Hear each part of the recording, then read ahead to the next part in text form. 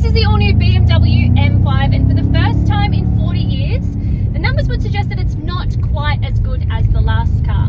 Let me explain. The M5 has been electrified for the first time ever, and it's now a plug-in hybrid, which means you can probably drive to work and home, or 60 k's at least, without using any fuel. Right now I'm driving in pure electric mode, so you probably can't even hear it. So it's green, but it's also still very mean.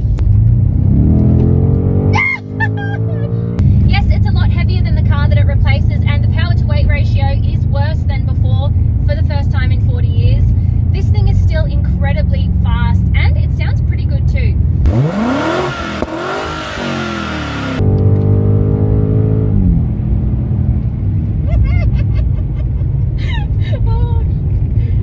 It's also really quite comfortable, and you can take the family out around town. It's nice and plush. It's relatively quiet in here, but then you can take it on track too and just go absolutely.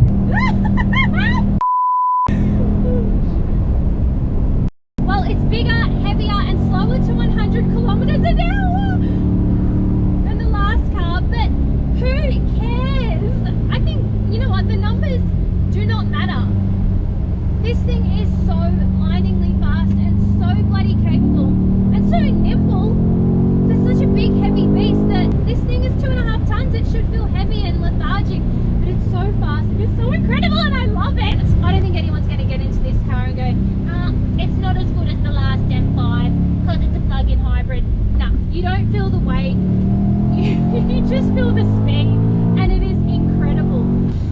And I'm finding out right now around Mount Panorama, of all places, it's like a baptism of fire. This is the first time I've driven at full speed around this track.